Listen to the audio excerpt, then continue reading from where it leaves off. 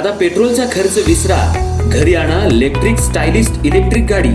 100% भारतीय बनावटीची electrics EV electric गाडी आता उपलब्ध।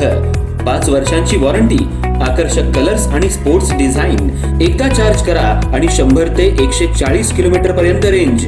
अत्याधुनिक सर्व्हिस सुविधा, लोन सुविधा सुद्धा उपलब्ध।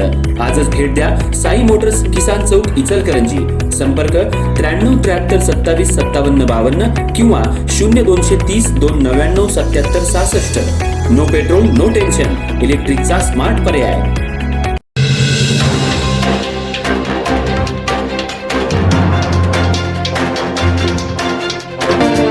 इचलकरंजीतील शिवाजीनगर पोलिसांनी प्रतिबंधित नशेली इंजेक्शन्स औषधांच्या विक्रीविरोधात मोठी कारवाई केली आहे। कबनूर येथील एका संशयिताकडून तब्बल 15,000 रुपयांचा मेफेंटरमाइन सल्फेट इंजेक्शनचा साठा, अशी 51 इंजेक्शन्स आणि मोबाईल जप्त करण्यात आलाय।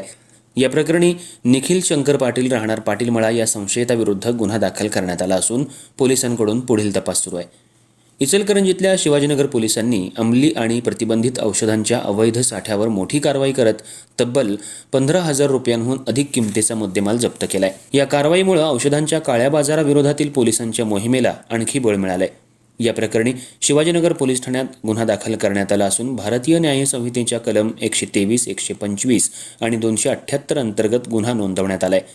कबनूर येथील निखिल शंकर पाटील वय 23 याच्या विरुद्ध हा गुन्हा दाखल करण्यात आलाय।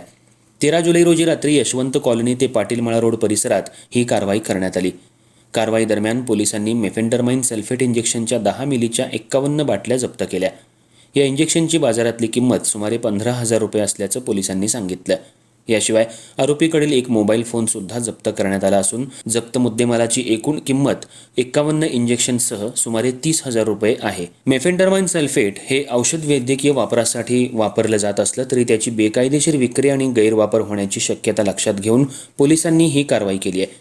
त्यामुळे अशा प्रतिबंधित औषधांची बेकायदेशीर साठवणूक आणि विक्री करणाऱ्यांवर कठोर कारवाईचा इशारा पोलिसांनी दिलाय। या प्रकरणातल्या संशयिताचा पुरवठादार कोण, हा साठा कुठून आणला गेला आणि तो पुढे कुणाला विकला जाणार होता याचा तपास शिवाजीनगर पोलीस करतायत। या प्रकरणामागे आणखी कुणाचं रॅकेट कार्यरत आहे का याचाही तपास सुरू आहे। तर निलेश पाटील हा ऑनलाईन नशेली इंजेक्शन्स मागवत होता याची माहिती शिवाजीनगर पोलिसांना मिळाली होती। पोलिसांनी त्याच्या घरावर छापा टाकून हा सर्व मुद्देमाल जप्त केलाय।